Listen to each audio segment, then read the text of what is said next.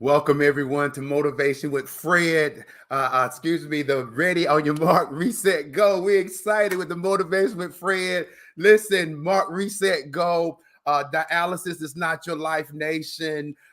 Second Chance family. Welcome everyone to the show tonight. We're excited about the show tonight. I'm telling you, we have a guest tonight from Washington, D.C. It's going to be absolutely awesome. So if you could call someone that you know that may be dealing with kidney disease, that's on dialysis, that may have some questions about some things of how to get better, what to do. We got somebody on the show tonight, and we're excited about it. So again, want to say welcome to everyone to On Your Mark, Reset, Go, which is sessions for the kidney disease and dialysis patients, the family, the community. We're focused on how to come back and overcome the mental and physical, emotional distresses of dialysis, because understand dialysis is hard, and going on dialysis is not just affect the patient, but it also affects the family. Right. So when I was on dialysis, no one asked my wife, how you doing? But she was stressing the same as I was stressing. My son was stressing. And so we coming today as advocates for everyone. And so with that, to let you know that you can live and have a great life. And my name is Fred Hill, and my wife, Phyllis Hill. We are excited today. I am a kidney transplant patient. I was on dialysis myself for 3 years. But listen, today is my birthday for 9 years for a kidney transplant for me. Yes. Yeah. Yeah, so got the my wife got the happy birthday back there. So it's 9 years. I haven't been on dialysis for 9 years. I've been out there doing the advocacy for this whole time, pushing and going, trying to make a difference. I'm gonna stop saying trying, making a difference in the lives of those with kidney disease and those who are on dialysis. And so I'm so excited. 9 years. So we are excited today, and we have an awesome show. Jonathan Trailer, man, it's so good to see you. Glad to have you on the show tonight. Checking out. I can't wait, man, to you be on the show to share your story as well. So without further, also Anthony Reed. Yes, I'm sorry. Thank you, baby. You're gonna tell me. Anthony Reed. Also, he was on the show last week, so we're glad that you're watching as well, man. So glad you're watching. I'm gonna give the introduction today, because I'm excited today for who we have from Washington, D.C. Steve L. Belcher. He's RN, also known as Steve the Kidney Nurse. He's a dialysis nurse expert, kidney disease advocate, and an author. He's also the executive director of Urban Kidney Alliance, 501c3 nonprofit organization dedicated to kidney disease awareness and education in urban communities at risk for kidney disease, diabetes, and hypertension. He's been involved in kidney dialysis industry for nearly 4 decades. He served in the United States Army from 1982 to 1985 as a 19 Delta Cavalry Scout during the Cold War. He currently holds 2 master's degrees, a Master's of Nursing Science with specialization in leadership and management, and Master's of Science in Health Education and Promotion, both from Walden University. He also holds a postmaster certificate in nonprofit management.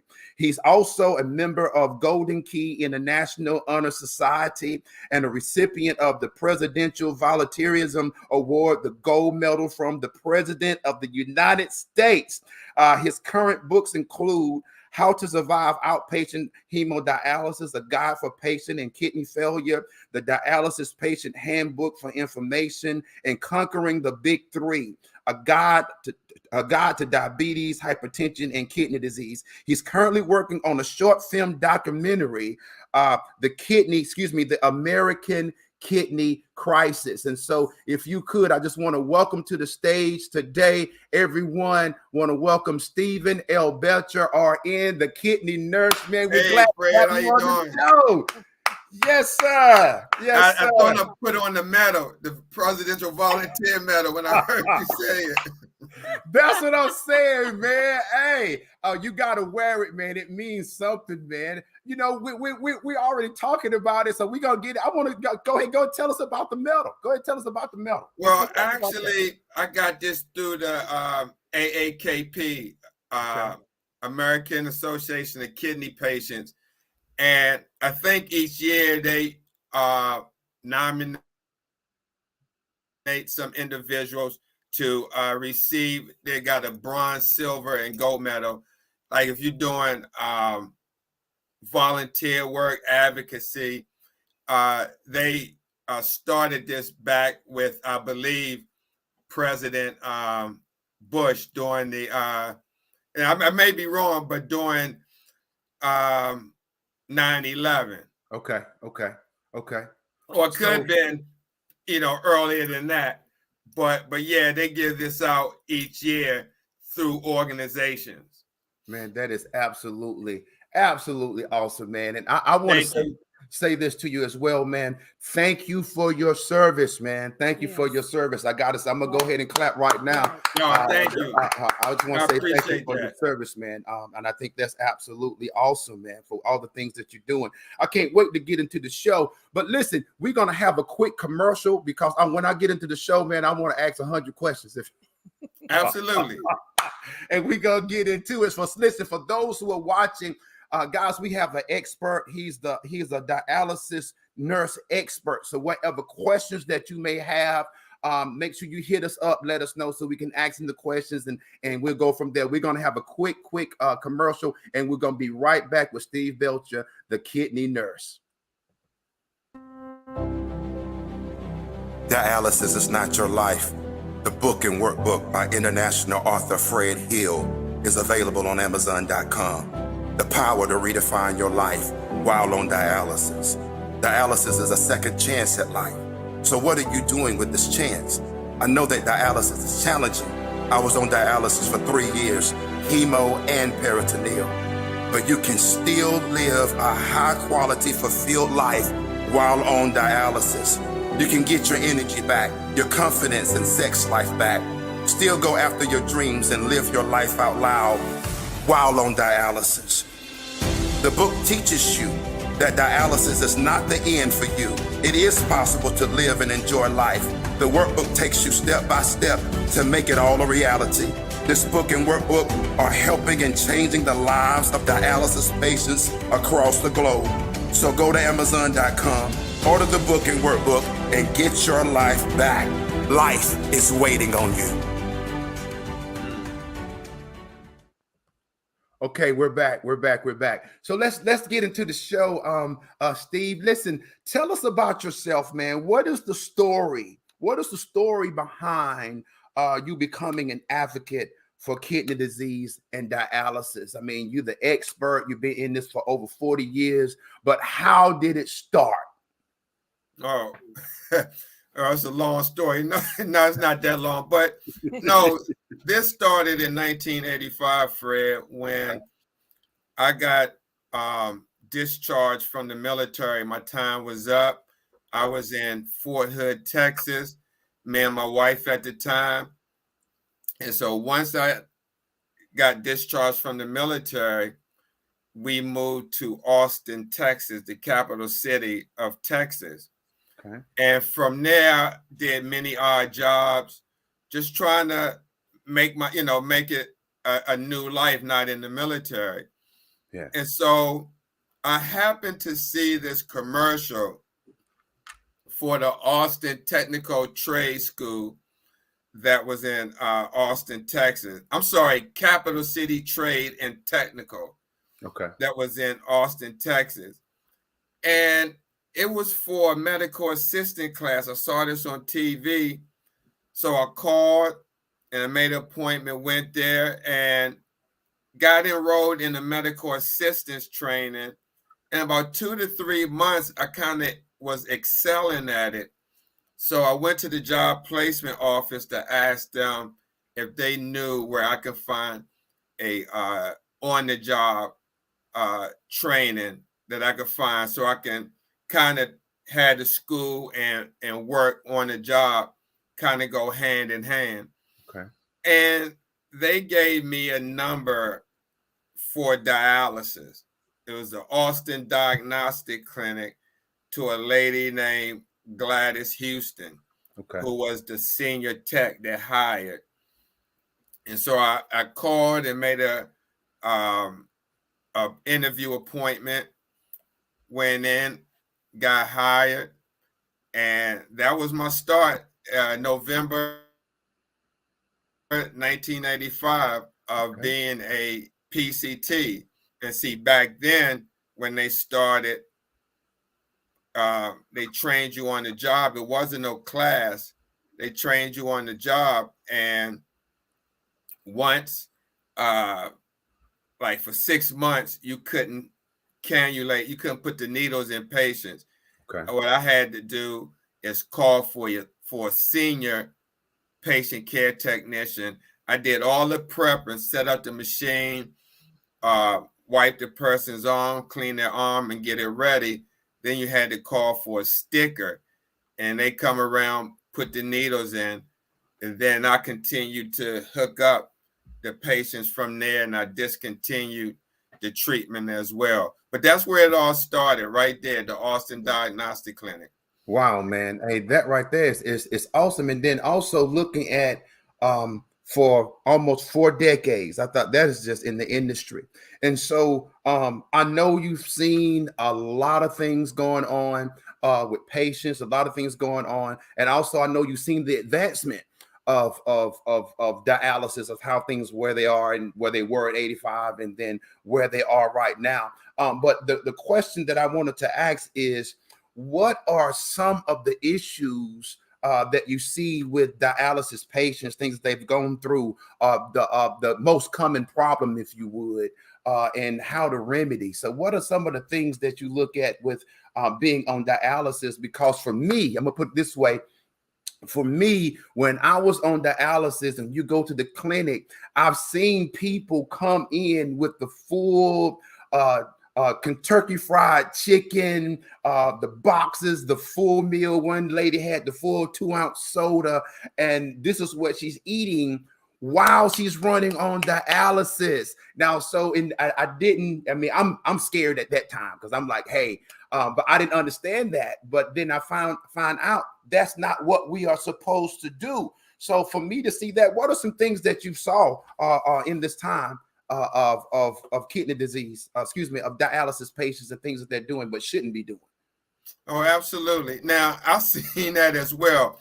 We used to, clinic I used to work at in downtown Baltimore, there used to be patients many times bring in container of food, like breakfast food, bacon, sausage, home fries, even with lunch, short ribs, this and that. And then what will happen, either their pressure will go up or they'll get nauseated, sick. Next thing you know, you see them throwing up in the trash can.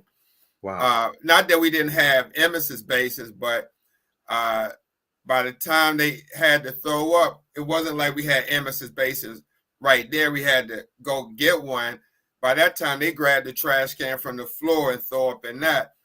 But what I've seen, one thing that still happens is fluid gain, especially over the weekend. Like if someone has dialysis Monday, Wednesday, Friday, say on Friday they had their treatment, because of that 3 days. Yeah. The Saturday, Sunday, and then you come back on Monday. You have some people that may drink a little bit too much or struggle with that extra day. And it can be done, meaning you can control that, because I've seen patients come in from over the weekend on Monday and only gain 1 liter or 2 liters. The recommended is 1 to 3 liters between treatment. So that's one. Another thing I see is hard to deal with if somebody gets up in the morning and they have issues, maybe stomach issues, that may prevent them from coming to dialysis. They may call out and cancel the treatment. Instead of making it up, they'll just wait to the next treatment. Yeah. Now, with that, if someone was to have any type of stomach issues that may cause diarrhea, they could keep in their medicine cabinet. I want to say the medical name. I'm trying to think of the commercial name. It's loperamide, but it's the anti-diarrhea medicine that you can have in your medicine cabinet just in case you experience that. Is it Imodium? Is it Imodium? Imodium. That's it. Yeah. Imodium Okay. AD. Imodium AD. Yes. That's the second one. And then I've seen patients struggle with maintaining their diet. And when I say maintaining their diet, meaning the foods that they ingest may have a lot of phosphorus in it, okay, or high in potassium. And then I've seen patients struggle with taking the phosphorus binders. And with those phosphorus binders, there's been some confusion with some patients where they take it before or after the meal when you're supposed to take it with the meal. As soon as you put that first bite of food in your mouth, that's when you take the phosphorus binders, and that's when they're more effective in helping control your phosphorus. That's good. That's good. That's good information to know, because I was talking with some people before, and they didn't take theirs. They take it, like you said, before or after. We were talking about this, matter of fact, last week, and I'm glad that you brought that up because it's important. Those things to me are very, very important. I want to ask this question: why is it so important for patients not to be over their fluid access, the fluid intake? Why is that so important not to be over? Because I know sometimes, people, you'll stay an hour or 2 hours because they got to run extra time because so could you break that down? Yeah, it's important not to go over because one can experience many problems with, let's say, fluid overload. And one of those is shortness of breath, edema, which is swelling in the ankles and legs, high blood pressure. And so when you come to the unit and say you have to take off anywhere from 3 to 5 liters. Okay. And a person runs anywhere from 3 to 3.5, maybe 3 hours and 45 minutes. Now, that's a lot of fluid to remove in that period of time for some people. Okay. And when you're removing that large amount of fluid, it can cause cramping. Yeah. And what we normally do when that happens, we stop the fluid removal and we administer saline. And okay. See, you have many patients that don't want us to give them the fluid because they feel like, oh, you're just putting it back on. But no, this is the treatment of choice when someone is cramping, is fluid replacement, because we poured off too much fluid from the muscle tissue. Oh. And so when we put that fluid back, the salt water, as some may call it, because it has sodium in it, it helps relieve the cramps. And then that tell us either, one, that the person is going to have to control their fluid intake, or two, it could be we may need to increase the target weight.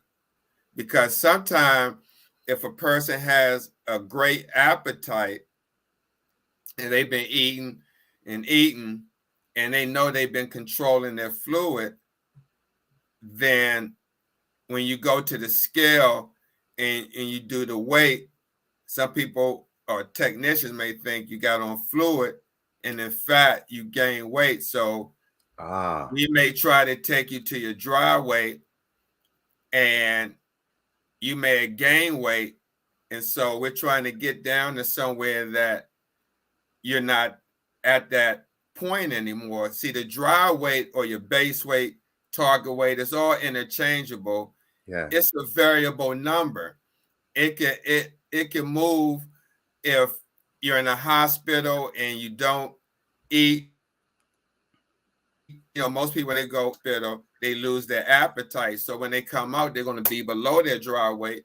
Or if you got people who've been eating and gained got a good appetite, then that means we're going to have to increase the dry weight. Okay. And so if one doesn't understand that and they go in and try to take off 3 to 4 liters each time, then you can run into some problems. But that's very important to know what your dry weight is, because you have some people who don't keep up with that. They just go in and say, take off 3 or take off 4 liters. Okay. That's that right there in itself, man. I like what you're saying, man. I'm gonna shift a little bit because I know I got questions, and I know the questions are gonna fall into your books. And so because you're doing some great things, and I wanna start talking some things. So your first book, and I'm probably bringing some of these questions in that I have for do you have a question, babe? Did you have a question? Okay. All right. Is How to Survive Outpatient Hemodialysis, a guide for patient with kidney failure. So that's before you start talking about the book, and we're gonna say this throughout, how can we get your book? Yes, you can get the book from my website, stevethekidneynurse.com, or you can go to Amazon or Barnes and Noble. Okay. stevethekidneynurse.com, Barnes and Noble. Okay. Or Amazon. All right. So I want everybody talking and sharing his book. I got to get the book myself, man. I'm gonna get the book myself. So I appreciate that. So go ahead and tell us about the first book. I mean, How to Survive. What is it all about? What is it all about? So, Fred, How to Survive Outpatient Hemodialysis is a guide for patients with kidney failure. This book goes into great detail for kidney patients that are anxious and unaware of what to expect on their first days of outpatient hemodialysis. What I hope to gain from this is when individuals start dialysis or before they start and they have this book and read it, my hope is to reduce their anxiety. It's not going to completely take it away, but reduce the anxiety to show them or for them to know what to expect when they walk through those doors. Okay. For many people that start dialysis right after they get out the hospital, once somebody gets sick, let's just say most of the people, when they find out it's in the hospital because they went to the ER or some type of situation and they get diagnosed, they get situated in the hospital, meaning they put the catheter in, run a couple of treatments, and then next thing you know, the case manager's coming into your room asking you where you live, and they got a list of clinics that this doctor that's been working with you while you've been in the hospital, where he goes see his patients. And so now, someone gets that list, then they're about to start their new normal 3 times a week at a place they never been to before. And so I'm sure for many people, that anxiousness or anxiety of the unknown, what to expect now, my life is about to take on a new normal. Well, this book, it tells you what kidney disease is. It starts by that. What is chronic kidney failure? Then I do chapter 2, introduction to hemodialysis, and then chapter 3, your first day at outpatient hemodialysis. So people read this and they go to dialysis, then they know what to expect. Once they open the door, they know that they got to sign a stack of papers that is their consent form and AOB, authorization of benefits, and HIPAA forms and patients' rights and responsibilities, the consent, and other forms, advanced directives. So this book gives you the information before you get there, so you know what to expect, how to navigate through that process, and just be able to know what to expect when you get into that clinic was my main point in getting this across to patients, to know what to expect, the different treatment options. A lot of patients start dialysis and don't know that you can get on the transplant list or there's home dialysis. Yes. So this book lets them know about the care, the access, making wise food choices, staying healthy. Talks about the coronavirus and kidney disease, because remember, this book came out in 2020 when we were pretty much at the height of the coronavirus. So that's my hope for individuals that pick up this book, to get it before they start. Even if you just started 6 months ago or 3 months ago, you're still new at it, and it can still be beneficial to one when they start dialysis. Well, I want to ask a question, because you said it talks about taking care of your access, and the access is your lifeline, you know. So exactly. So if that's messed up, that's actually your life. And so I want to ask a question.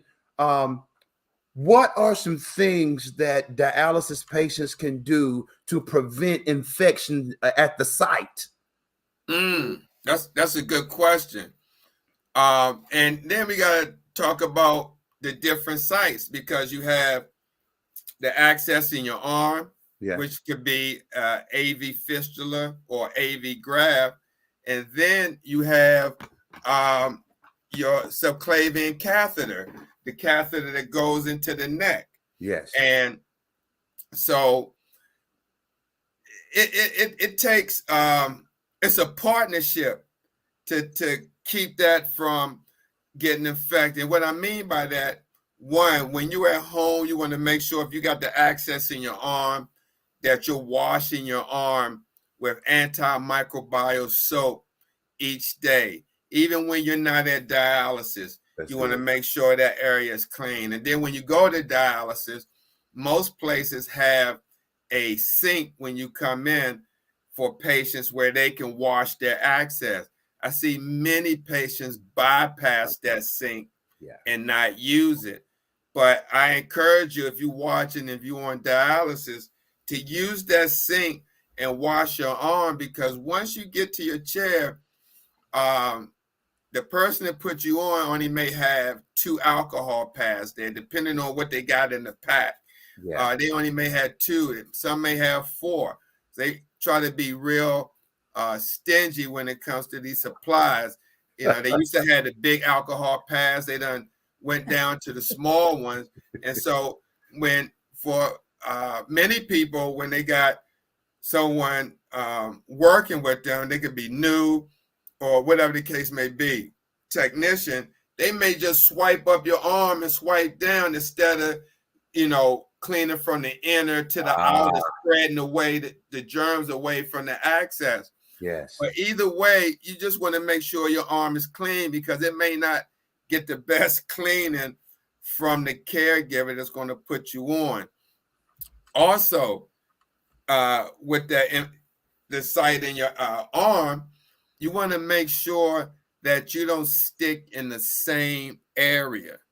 We call that one-site-itis, where someone get comfortable in getting stuck at the same spot because it doesn't hurt as it would going into a new spot. So that's why you see a lot of people, you may see 2 spots or 2 bumps, and you know if somebody's on dialysis, and then you got all this space in between those 2 bumps before and after, where one could have stuck, but you haven't been there so long that it may be, I'm not going to say impossible, but a little difficult Yes. to cannulate. And even with the catheter, right? Yeah. One got to make sure that when they're being worked on, they change your dressing, that you want to make sure that either they're using hand sanitizer or they're washing their hands, they changing their gloves. When they had the dressing off, that they got the mask over their nose, because there's staph, and many people, we have staph right here in the nasal flares. Okay. And so that's why they want you to have the mask over your nose, the caregiver, and even the patient when we take off the dressing, because we don't want you breathing on top of the site when the dressing's off. So when the dressing's off and they changing that, you want to make sure when they take off the dirty dressing to change their gloves, to put on new gloves. So when they cleaning it, they got on new gloves. Because again, when you changing that site and cleaning it, that catheter, as it goes under the skin, it's in the vein that goes to the back of the heart, where the tip of that catheter sits. And I had a catheter here. Oh, here we go, Fred. Had an example of a catheter right here that I talk about when I do my TikTok lives. Yeah. When it's right here and you got the dressing off. It's not like the patient is touching it, because most patients, they don't even mess with it because they don't know what it's about or what's going on. Right. So you can't blame the infection on them, not unless the dressing came off at home and they touched it or something like that. For the most part, it doesn't come off unless you got one of those DaVita coverings where they just put the gauze and tape on it. Okay. In most companies, they use a dresser covering that's adhesive. But this company, DaVita, use regular paper tape and gauze, which in the summertime, if you sweating, it can come right off. Yes. But for the most part, when they cleaning this, you want to make sure that they're changing their gloves and they're doing what they're supposed to do and dressing it. And many patients don't know that. They're thinking that the person that's working on them know what they're doing. Yeah. You know, but see, they may have the same gloves on to go get something, come back, take off the dressing, open up the package, and clean the dressing with the same gloves they use to go do something else, come back, do this, and then change it. So it's not the person, it's the caregiver breaking protocol, infection control protocol. Yes, yes. And so I worked with, I had many patients who cleaned the catheter themselves. They said, Steve, just give me the stuff and I'll clean it at home. Or they ordered the stuff from Amazon because they see the technicians doing it each time. Yeah. So now they know how to do it. They done got their own gloves, their own maybe Excel. That's what I had. Yes. Or Alkavase. The Alkavase, which you put it in like some gauze and soak the gauze in, put it around the hubs and scrub the hubs in this, and then you take this off and connect the syringes. And, you know, of course, the Excel is a skin cleanser, and most places don't even have this. A lot of places do. They had the small bottle and they had the tall bottle, but that's very important to prevent infections, Fred. Making sure you watch the staff if they're washing their hands and changing their gloves. Like I said, it's a partnership. Yes. You know, washing your access just to make sure that it's clean. I've seen people come in from after work that worked in say a garage for cars. Yeah. And you know how you got grease and oil and stuff. Yeah. And still didn't wash the access. You had to you know, clean it with the alcohol, what we normally do, but we just try to encourage that because that's what that sink is there for, in the unit when you walk in is normally by the scale. So Yeah. when they weigh themselves, they can wash their arm before coming in, actually to their chair. But that's what I suggest. Wash your access arm. If you got a catheter, don't touch it. If the dressing come off, you can learn how to change your own, especially at home, because you can order catheter dressings off of Amazon, or you can ask the clinic if they would give you a couple. Some do, some don't.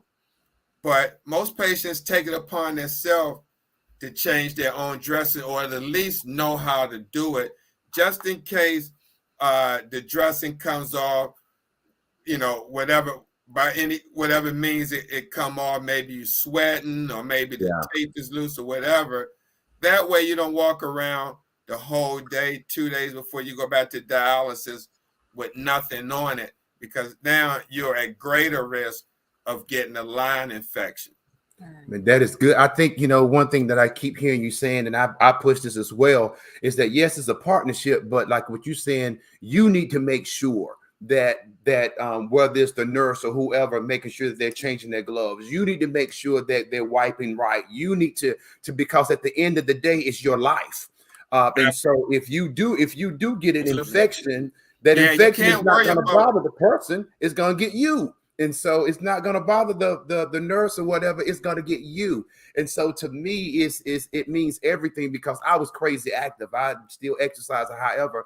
So when this thing was here, I had to make sure that I learned how to clean it right, because if you're sweating and you're not cleaning that, it's going to cause an infection. And so, however that is, man, I want to get deeper, man. I want to get deeper. We're going to do another commercial, and then we're going to come right back, and we're going to go into the second book. We're going to go to the second book of the Dialysis Patient Handbook for Information. So we're going to start there when we come right back after this, after these messages.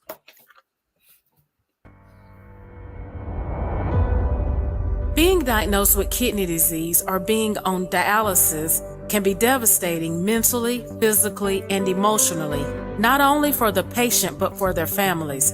Reset Life Counseling, LLC is here to help you through the mental stages of uncertainty. Our program is designed to teach coping skills, social care, grief counseling, and life skills to help the patient, their families, and caregivers learn more about their roles and countermeasures of kidney disease. Our goal is to counsel, coach, and empower each client to regain their health and redefine their lives. Fred Hill, the founder and CEO of Reset Life Counseling, LLC, is a former dialysis patient. He is a kidney transplant recipient and an advocate for dialysis. We have individual, family, and group sessions available. Go to dialysisisnotyourlife.com and click on resources to find out more, or call 864-256-1591 for a free consultation. It's never too late to reset your life. Okay, we're back. We're going to jump into the next two books. I'm telling you, man, I'm just going to say this right now, Steve, if you don't mind. I'm going to invite you back, because I know I'm not going to get all these questions, man. I mean, I would love to come back. Yeah, I want you to come back, man. It's a lot, and I know we do an hour, but it's so much, man, and the things that you've done and what you're doing, man, is so powerful.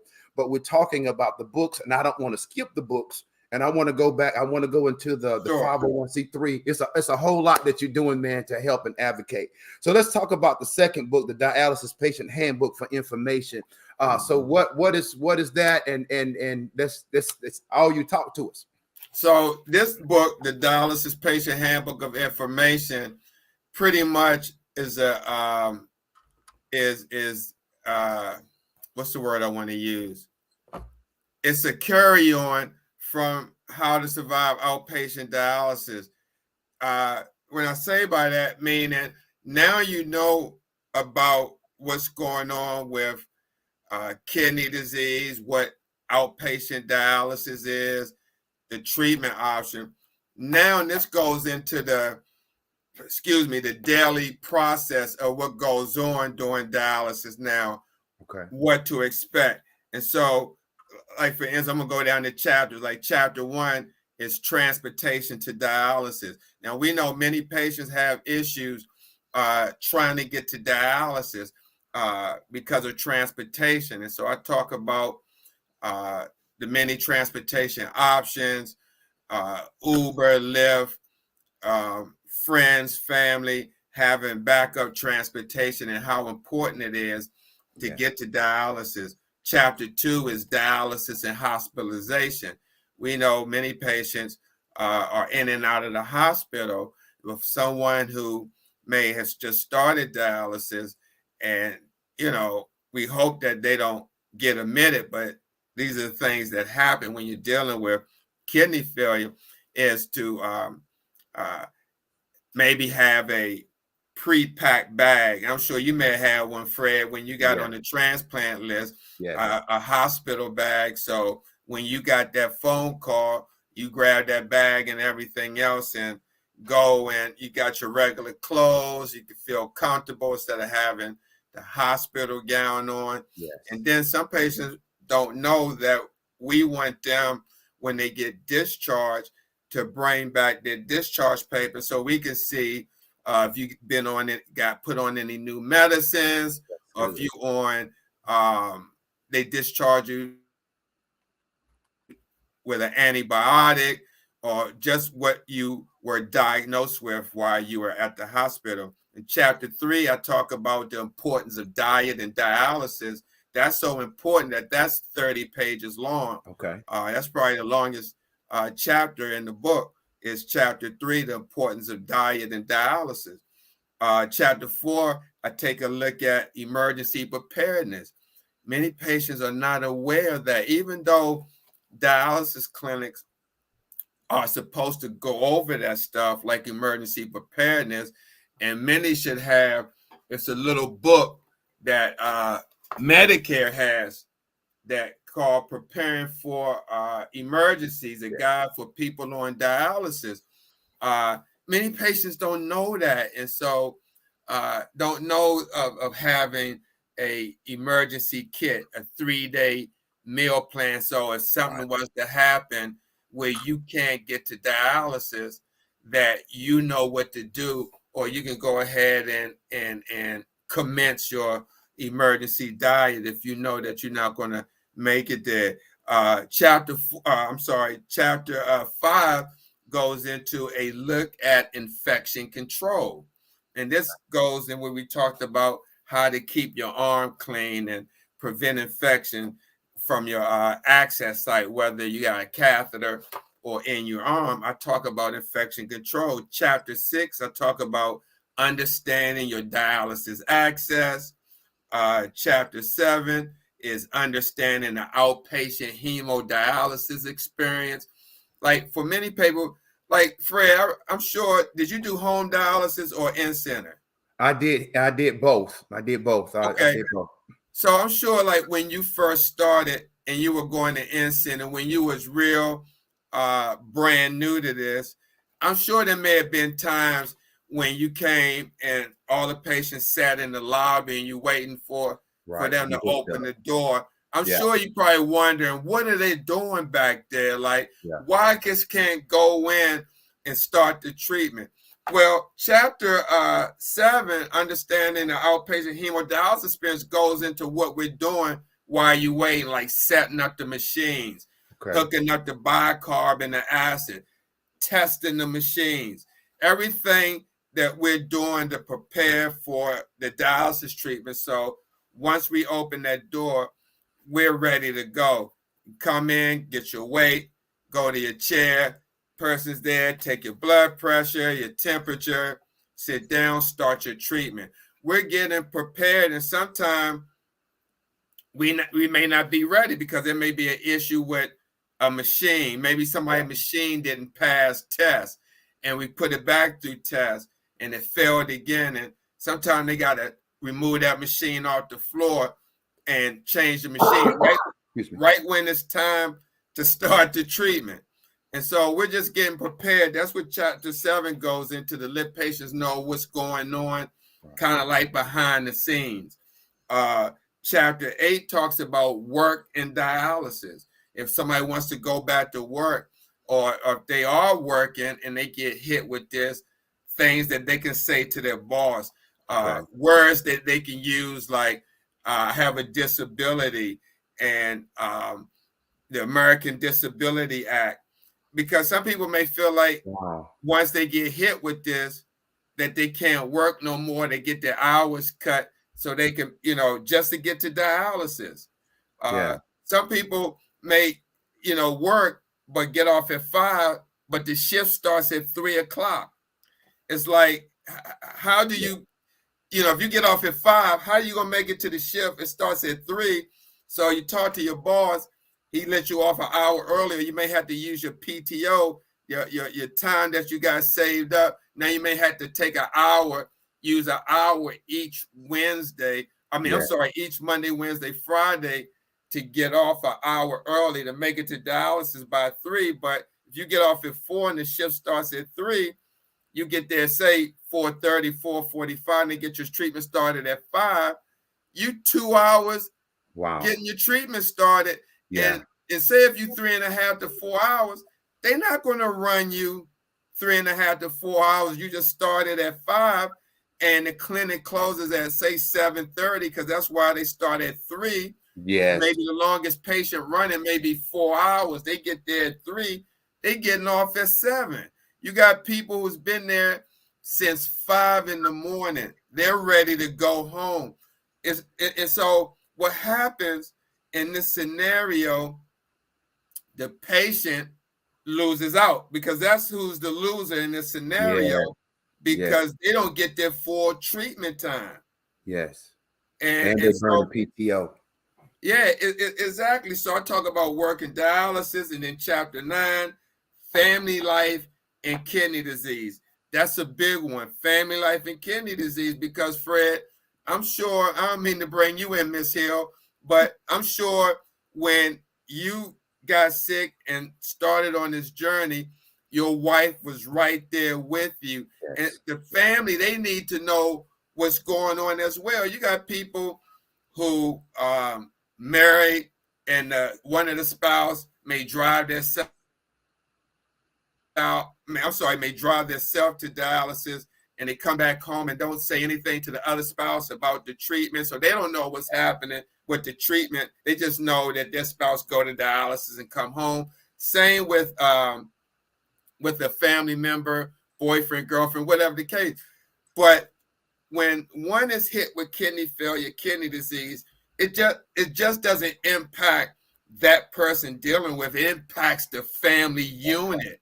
Yes, it does. Kids and everybody else. So I talk about that in chapter 9, and then there's 10 chapters. In chapter 10, I talk about traveling on dialysis.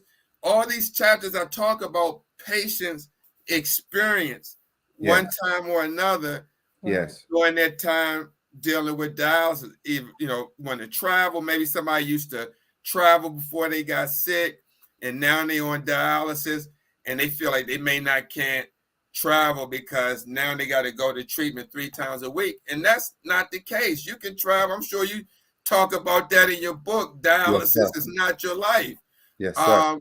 That is, it's more to dialysis and kidney failure than just appointments, going to the treatment and everything else that they're. That's part of it is true, because one wants to feel better, but then you gotta, your other life, that outside of dialysis as well. Yes. I mean, and what you're saying is everything, because it's about life. I mean, I do believe that, you need to, like, the information that you've given, because you need to know what's going on with your body. You need to know how to survive. You need to know how not just to survive, but to thrive on dialysis. But at the same time, don't forget you got to live. Don't forget about vacation. Don't forget about the wife and spouse. Don't forget about these things. And so what you have, man, and what you're bringing forth, man, is just life. I love it, because you're teaching on both sides. You're doing the medical, and then you're saying, hey, this right here, how to live and enjoy. Don't forget you got a wife. Don't forget you got kids. Don't forget you still can travel. And so that means absolutely everything, man. everything. No, absolutely. Steve, I do have a question. I know you've mentioned like the diet. I know that's very important. And you mentioned that was one of your, well, that was the longest chapter in your book. But what are some other things that a patient can do so that they feel their best while on dialysis that they can live? That's good. Oh, absolutely. Thank you for that question.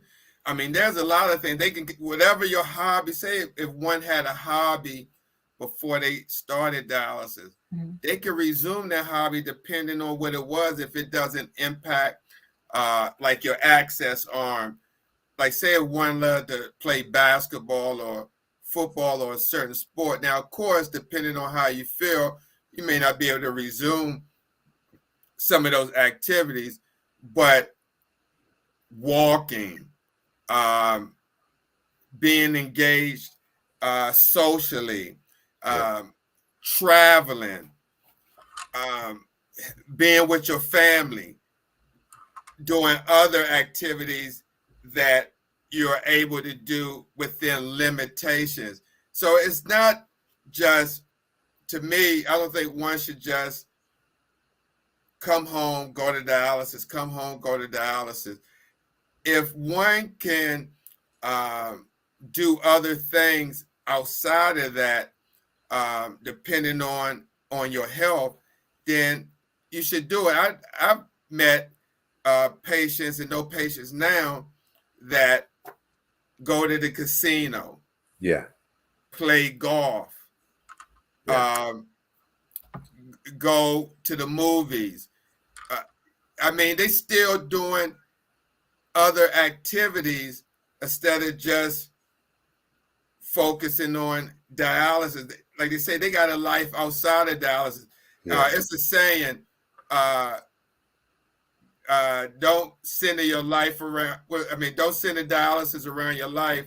Don't center your life around dialysis, but center dialysis around your life. Like continue to do, and see, that's why it's important. I have a lot of people asking me on social media, what should I do? What type of treatment? And I say it depends on your lifestyle. And once you know what your lifestyle is, you put down on the sheet of paper the different treatment options, and then put the advantages and disadvantages of each one that you know, and see which one is going to fit in your lifestyle. But besides that, other things, Ms. Hill, that people can do to, really kind of deal with their situation and have a life. I mean, you got social media, people on social media, watch movies. But I think when one starts to focus on this situation, that may make them a little bit more, I don't want to say depressed, but just focusing on the negative of their situation. Yeah. I think that's big, because for me, I still believe I love to dance. And so, that's one thing, being on dialysis or whatever, it shouldn't stop that. It's just the point of, like you said, the mental feeling that your life is over, or the mental getting stuck in that cycle of dialysis. Like you said, you go to dialysis, then you sit and you recoup, and you go to dialysis, but you stop living. And so it's very, very important, like what you're saying, to live your life. I want to go into your third book. I want to go to your third book, man. I promise I want to bring you back, Steve, because I'm not done, man. I would love to come back, Fred. So we're gonna talk after this, man, to get you back, because we got a lot more to do. But let's talk about this third book, man. The Big Three: the Guide to Diabetes, Hypertension, and Kidney Disease. That's humongous, man. Talk about that. Talk about that. And so that book should be out hopefully next week. I do self-publishing, and I use a company for that. And the book is in quality control right now. And so, Conquering the Big Three: a Guide to Diabetes, Hypertension, and Kidney Disease. So the first two books pretty much focused on people on dialysis, dealing with kidney failure. So this third book, Conquering the Big Three, a guide to diabetes, hypertension, and kidney disease, because these are the three diseases that are chronic and that are pretty much impacting our community.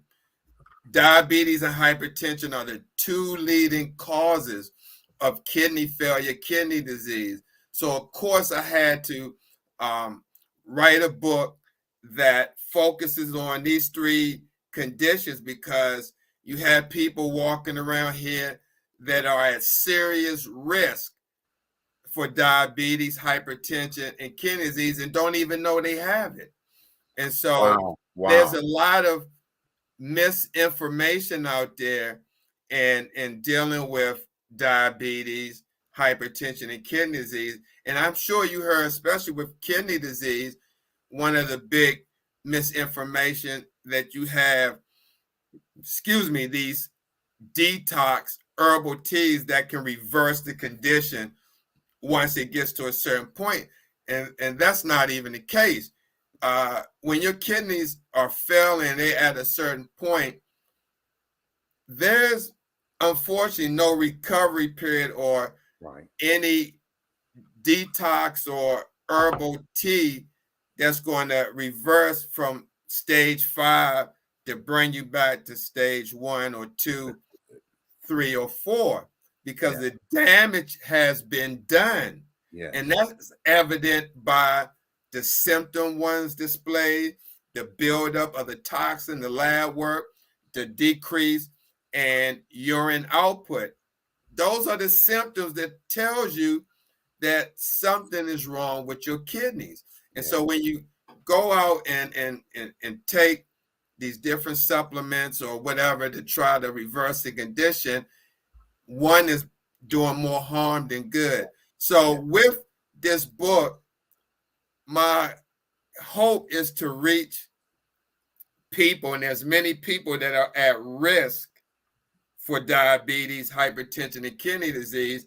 It just, like chapter 1, it talks about what diabetes is. Okay. Yes. And then go into how to conquer it. What are the symptoms of diabetes? And some healthy lifestyle changes you can do to address this. And it's like that in each chapter. Same with hypertension. What is it? Yes. Who's at risk?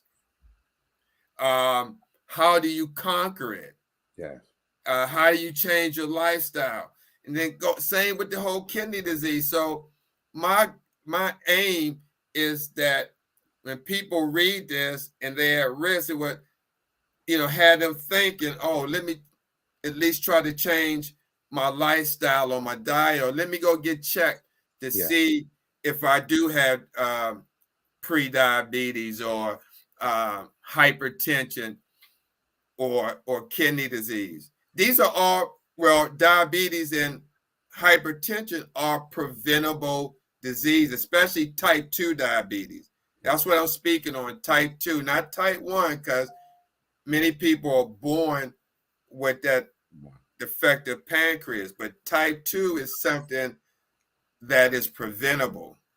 Yes. And so that's why this book is important, because many people deal with these conditions and aren't even aware that they have it. And the next thing you know, they go through the progression, diabetes, hypertension, and next thing you know, they're dealing with kidney disease.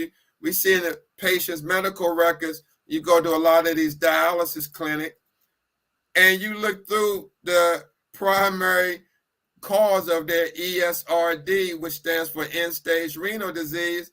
You'll see type 2 diabetes, hypertension, type 2 diabetes, hypertension. Now, you may see somebody may have polycystic Alport syndrome,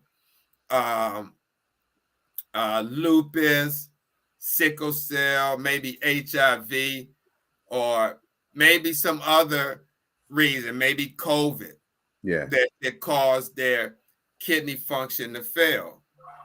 And so, with that being said, it's just imperative, if one is seeing this program right now and you know that you're at risk for diabetes or hypertension, come back in about a week to my page and check out my book, Conquering the Big Three, because it can definitely have a significant impact on one's life, especially if they don't know anything about diabetes, hypertension, and kidney disease. You don't have to be searching online for information when it's already right there, because there's a lot of information online and it can be confusing on what's credible and what's not credible. Yes. And I think, you've shown your credibility of almost 4 decades in doing what you're doing.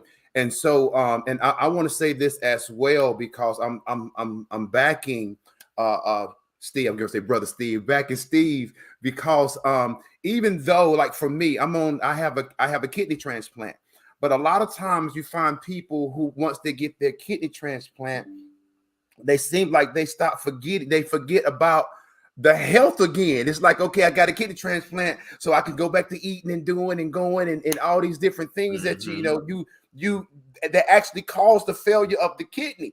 And so, one thing I want to say, as well as, like, for me, the medications that we take for the kidney transplant, it can actually cause symptoms of diabetes. So for me, it didn't happen right away, but a few years went in, then boom, I got the diabetes. We running around the track, and the next thing you know, I can't make it no more.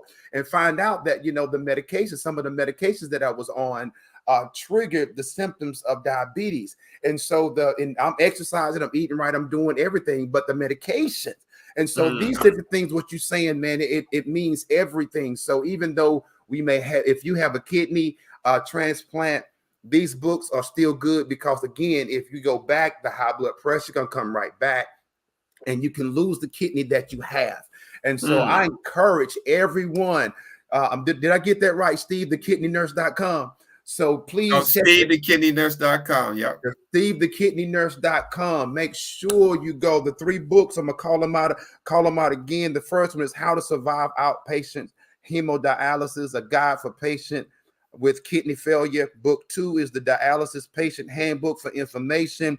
Book 3 is Conquering the Big Three, a guide to diabetes, hypertension, and kidney disease. Listen, and just check him out all together. So, I mean, you got to come back, man. Because we didn't even get to talk about the documentary of the short film, and we didn't get to talk about the Urban Kidney Alliance. So and I still got questions, because you're the expert, man. You're the expert. And so, because it's not just what the show itself, but even once the show goes off, whether it's on Facebook, Instagram, whether it's LinkedIn, I'm always getting questions, and I'm getting things from days after that people will watch the show. And so I definitely, we got to bring you back, man. I got to bring you back. So, please do.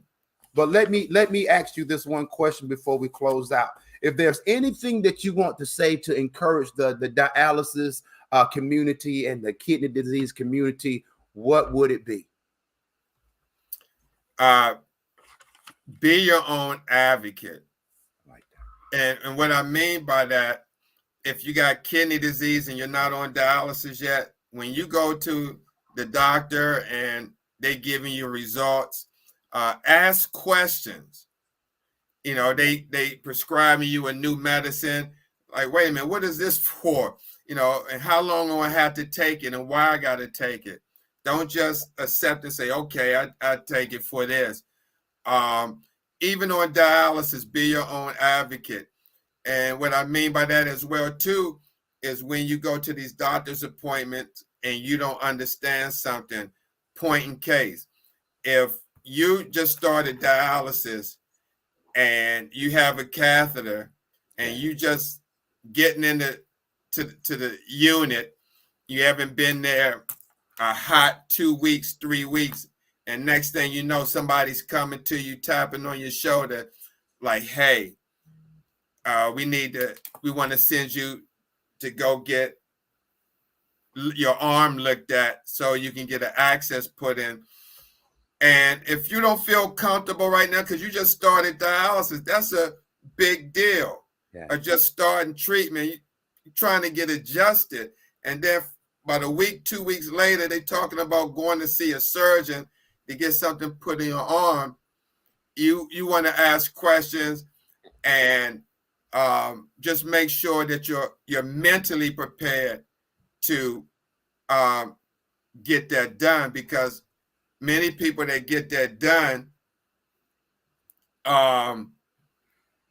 they not realize they got small veins and they do the surgery and the access end up not working. Wow. And I've seen that, what you said. They actually, I think it was up here and it didn't work. So they had to move it here, or it might have been vice versa.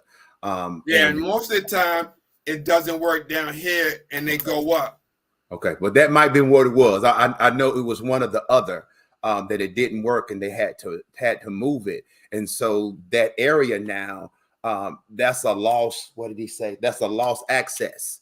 That's a lost access. And so those different things, man, is absolutely, man. Thank you so much, man, for coming today, man. And I promise y'all, I'm bringing the kidney nurse. He's coming back. He's already gave his word, so he's coming back. And so, man, because I got so it's so much, man. Your story is so powerful, man, and it's so many other things that we didn't even get to dig into, man. But I do just want to take the time to tell you thank you so much, man, for agreeing to do the show, and thank you for all the information that you bring. Thank you for the service, for being in the service itself, man. Everything that you do and bring, man. Hey, I just want to tell you, man, you're awesome, and I just want to tell you thank you so very much. Thank you, Fred and Miss Hill. I really appreciate it. All right. Well, listen, guys, I want to give a quick announcement. Next week, we will have Dr. Zach Sutton. He will be here Thursday from MUSC, from Charleston, MUSC. So Dr. Zachary Sutton will be here. So the questions that you can have or whatever, looking at what I need to do for transplant or whatever transplant questions that you have, he will be here next week and we're going to be on it. So I'm excited about it. And also every Monday at 10:15, motivation with Fred. So just want to invite everyone to make sure that you're there, because we're making a difference in the dialysis community, and like just connecting with Steve today, man. I tell you, man, you changed my life, man. You gave me a lot of information, a lot of things that I'll continue to use, and I can't wait to get your books. So everybody, please check them out again. SteveTheKidneyNurse.com. Get everything. Check him out. Check his site. Follow him on all social medias. He does the TikToks, everything. So, man, well, I think I'm following on some, but I'll make sure I got you on all. So I'll make sure I'm on all. All right, thank you. All right. Well, you guys have a great one, and we'll see everyone back here on Monday and then Thursday again. You guys have a blessed one. Steve, don't go nowhere, man. Thank you so much.